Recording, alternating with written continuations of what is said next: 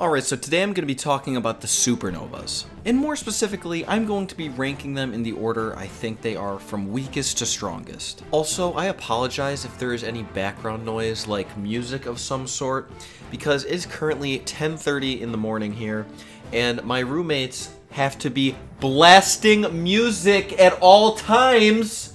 So yeah, there's really nothing I can do about that. Now, keep in mind in this video, unfortunately, we have very little information on the vast majority of these characters, so most of this is going to be complete speculation and pretty much just how I feel. You can try arguing with me in the comments all you want, and I'll obviously respond, but there's really no right answer at this point. We just do not have enough data on pretty much any of these people except for the main characters like Luffy, Law, and Zoro doesn't even count in the supernovas, actually. So let's just get right into this. At the bottom of my list, I have Killer. I don't think this one is really too far-fetched at all. If you think about it, every person in the supernovas is a captain except for Zoro and Killer, and, well, Zoro's just a complete monster. He's not even anywhere near the bottom, so let's just, no, not Zoro.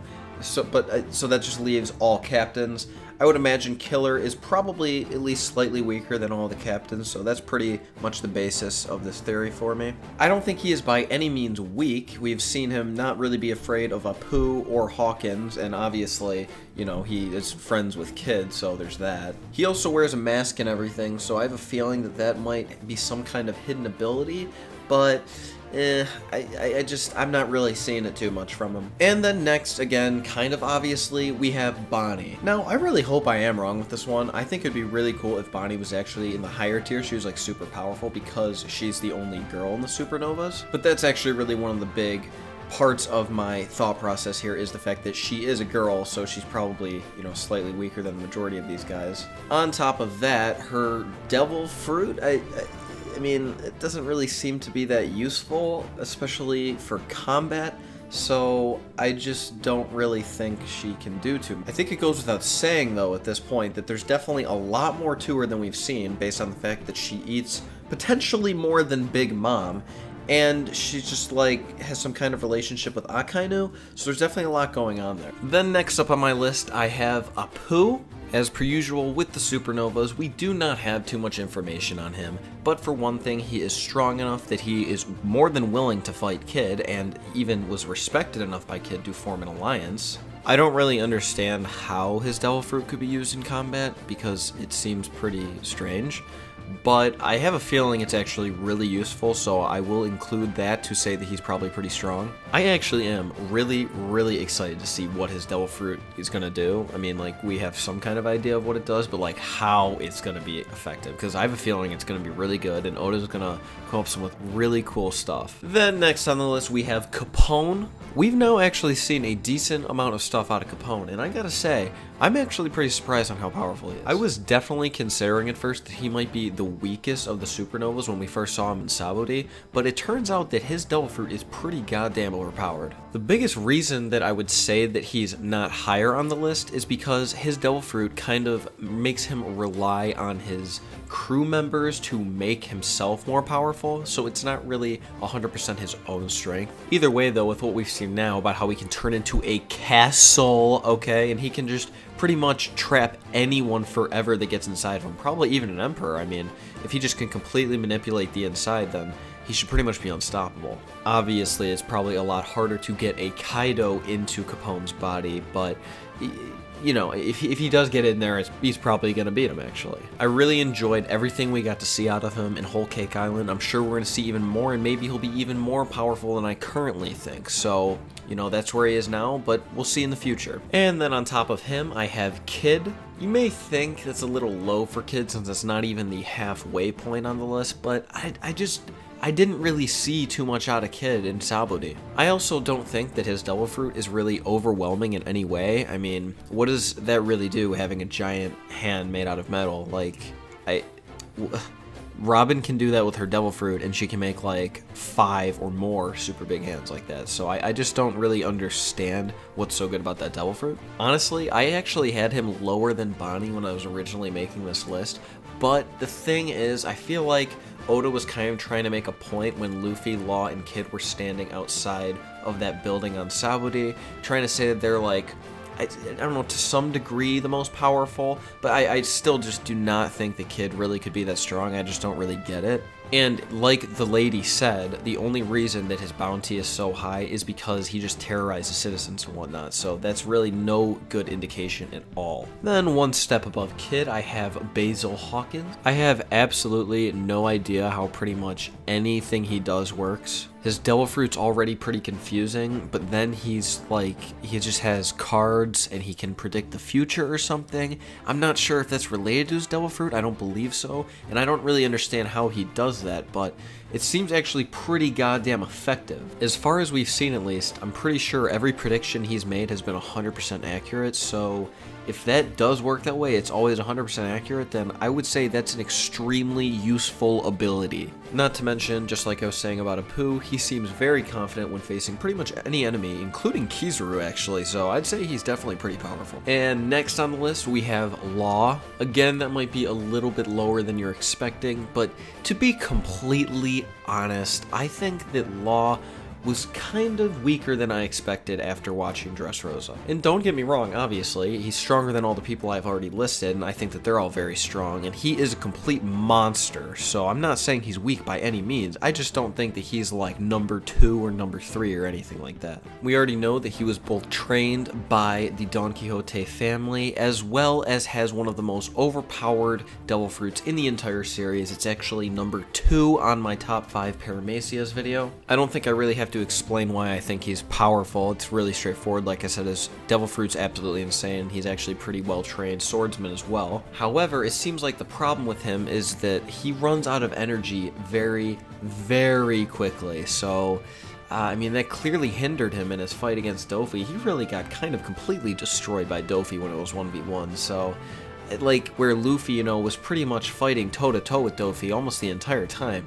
So I would say there's at least a decent amount of difference between the two of them. And next on the list, and this might be the biggest surprise of them all, a lot of people probably disagree with me on this one, but I have a feeling it's X Drake. So far, I absolutely love this character. I like what we've seen from him so far, and I think that he's going to end up being super powerful. For one thing, he is an ex-Marine, so I think that has something kind of important about it. Like maybe he learned something from being in the Marines that made him go like, oh yeah, I want to be the opposite of a Marine now. And whatever that particular information might be could make him more powerful in some way. Also, he obviously had a very high bounty and stopped a fight between two, again, very powerful supernovas. So again, he is definitely physically powerful as far as we've seen. I'm not really sure how much potential there actually is in his Devil Fruit.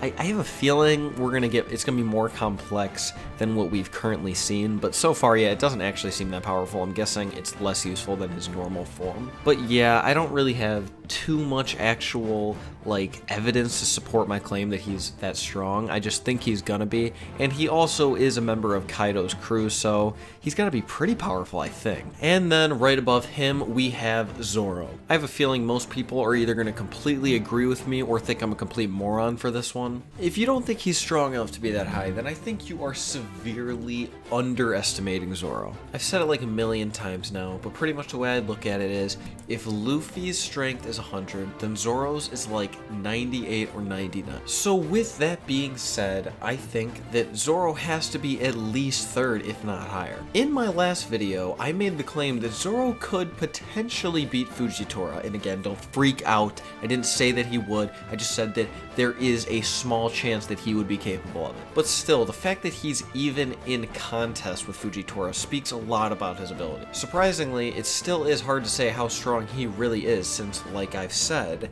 we have not really seen much from him in the New World. He completely annihilates every opponent he gets because they're way weaker than him. So for now, I will let him take the number 3 spot. And then for number 2 on the list, I have Oruge. I think it's Oruge, I'm not really sure how it's pronounced. I think it's really interesting how Oda gave him the lowest bounty of all the supernovas, just barely actually getting over 100 million so that he was able to be a supernova. I'm guessing that has something to do with the fact that he's from like Sky Island, so maybe a lot of his training and just all the shit he's done in the past was kind of off the radar because it was like in the sky or something, and the world government only had recently been picking up on what he'd been doing. But yeah, from what we've seen from him so far, far, he seems like a complete monster. Even before the time skip, although he did get completely smoked, he did put up some kind of fight against Kizaru. And now, in the New World, he took Sweet Commander Snack out of commission. That's pretty goddamn huge. I mean, his Devil Fruit is pretty overpowered.